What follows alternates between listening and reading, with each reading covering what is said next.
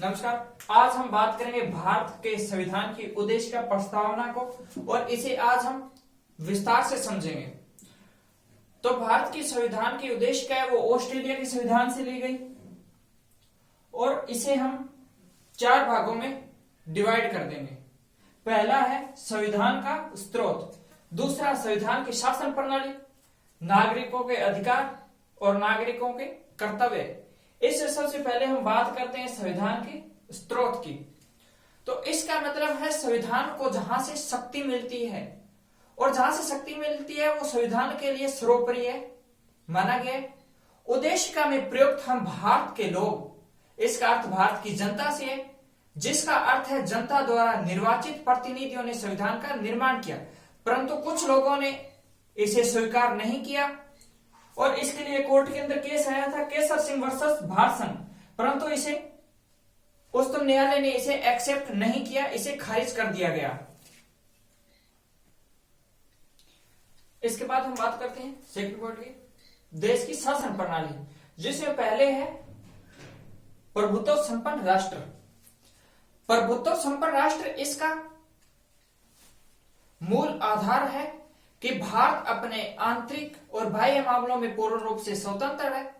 सन 1949 के बाद वह किसी सत्ता के अधीन नहीं है। वह अपने आदेश का पालन करने के लिए किसी के विवश नहीं है। समाजवादी विचारधारा, यह आर्थिक व्यवस्था का आधार है।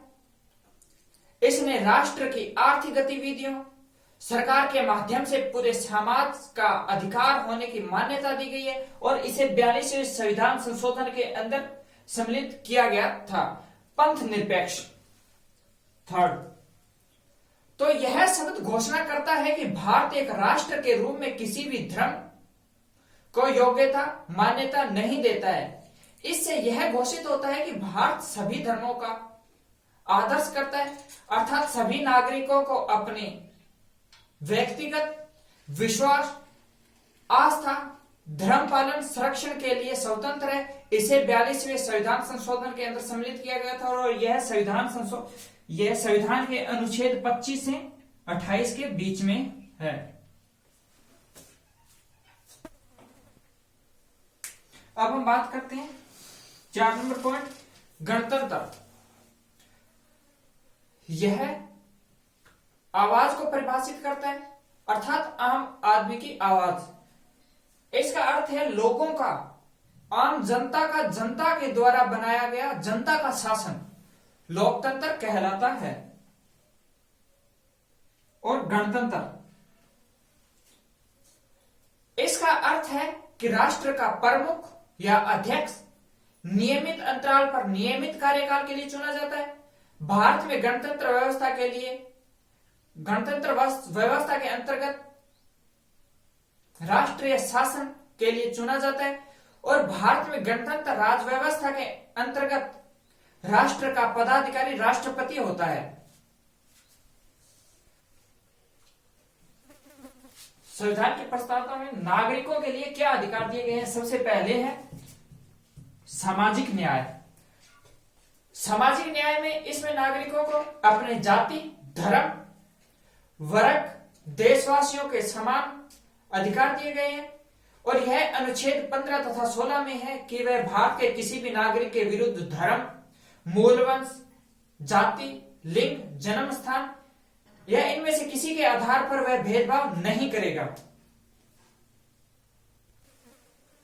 अब हम बात करते हैं आर्थिक न्याय। आर्थिक न्याय सभी भारत के सभी वर्गों के लोगों को के लिए न्यूनतम आय के लिए क्षमता सुनिश्चित करेगा और इसमें सभी के लिए मूल अधिकार की आवश्यकताओं की पूर्ति हो। इसके बाद में राजनीतिक न्याय। राजनीतिक, इसमें सभी को समान नागरिकता का अधिकार दिया जाएगा और इसमें आरक्षण का भी प्रावधान रखा गया है। और अब है स्वतंत्रता का अधिकार। स्वतंत्रता के अधिकार को भी 5 भागों में डिवाइड किया गया। सबसे पहले है विचार। आपको कुछ भी विचार करने के मानसिक क्षमता बढ़ाने के स्वेच्छा से स्वतंत्रता दी गई है। अभिव्यक्ति, अभिव्यक्त आपको अपनी भावनाओं को अभिव्यक्त करने की स्वतंत्रता दी गई है अनुच्छेद 14 के अंदर। विश्वास, किसी भी धर्म समूह है व्यक्ति पर विश्वास करने की स्वतंत्रता दी गई है। धर्म की स्वतंत्रता आपको अनुच्छेद 25 के अंदर दी गई है। उपासना अपने धर्म या विश्वास को अपने तरीके से पालने की स्वतंत्रता दी गई है। अब बात करते हैं अपने क्षमता के अधिकार की।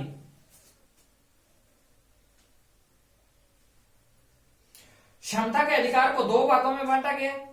पहला प्रतिष्ठा तथा दूसरा अवसर। तो प्रतिष्ठा, सभी को समान मान सम्मान मिलेगा, किसी के साथ किसी प्रकार का भेदभाव नहीं किया जाएगा अनुच्छेद 14 तथा 15 के अंदर। और अवसर, नौकरी के लिए आपको समान अवसर दिया जाएगा अनुच्छेद 16 के अंदर।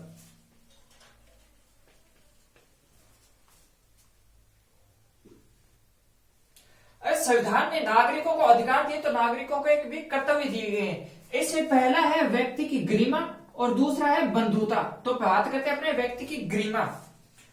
तो उद्देशिका के अनुसार प्रत्येक व्यक्ति को यह कर्तव्य होगा कि वह देश के तमाम व्यक्तियों की गरिमा का ख्याल रखे, ऐसा कोई भी कार्य न करे जिससे उनका व्यक्तियों का मान सम्मान या भावना को ठेस पहुंचे।